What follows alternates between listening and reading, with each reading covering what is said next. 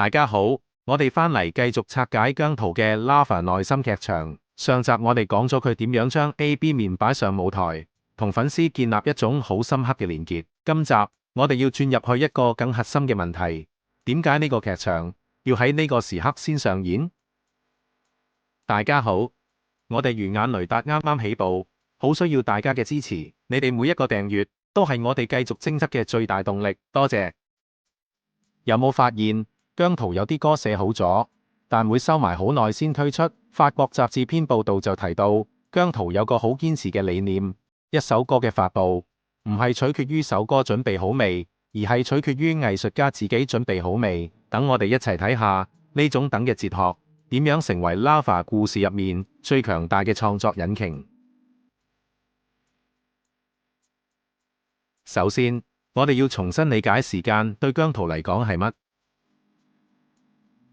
對好多歌手嚟講，出歌時間可能係市場策略，係公司排期，但對姜濤嚟講，時間係一樣好個人嘅嘢。報道引述咗佢一個好犀利嘅諗法，佢要等自己嘅真實經歷追得到首歌所講嘅嘢，即係話首歌可能幾年前已經寫好，但佢覺得當時自己嘅人生體會未夠資格去完整咁演繹首歌裡面嘅情感，佢唔想扮出一種自己都未真正經歷過嘅成熟或者傷痛。所以 Lava 裡面每一首歌嘅出現時機都唔係隨機嘅，佢哋係姜濤一路成長，一路整合自己 A.B 面嘅里程碑。呢種對時間嘅執着，令到佢嘅作品唔只得個真摯，仲有一種因為經過沉澱而嚟嘅說服力。你聽嘅唔係一個演員喺度做戲，你聽緊嘅係佢用音樂慢慢寫低嘅一個成長故事。最後，我哋講返啲實際嘢。意外呢啲嘢真係避都避唔到，搞親大型演唱會，梗會有啲技術故障或者突發嘢發生。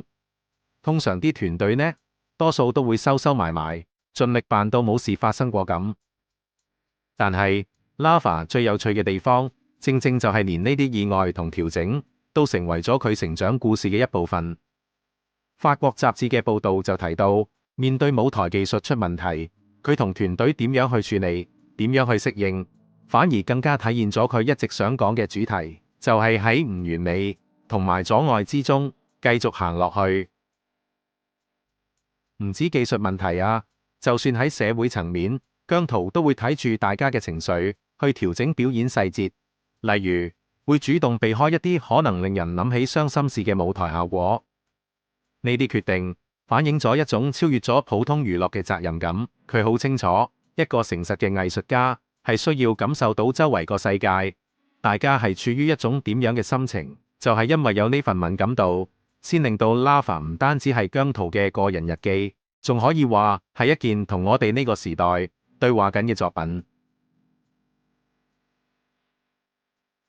綜合返 Lava 上下集，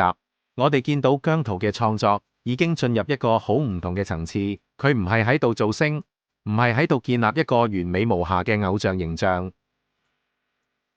相反，佢係好自覺咁用音樂同舞台作為工具，去進行一場關於自我認知、情感整合同埋點樣隨住時間成長嘅龐大實驗。上集講空間，點樣建造一個容納矛盾嘅內心劇場。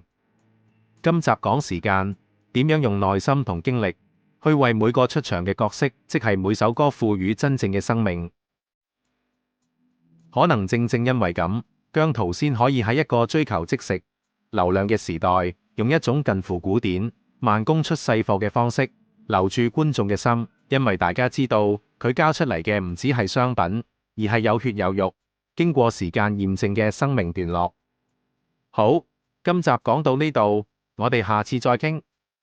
多謝收睇，如果鍾意我嘅內容，誠意邀請你訂閱、讚好、留個言，你嘅支持對我好重要。想再支持多啲呢個講真話嘅頻道行落去，歡迎撳下面個 Thanks 掣請我飲杯咖啡，大家互相支持，真係好多謝你。雷達靠你撐，下條片見。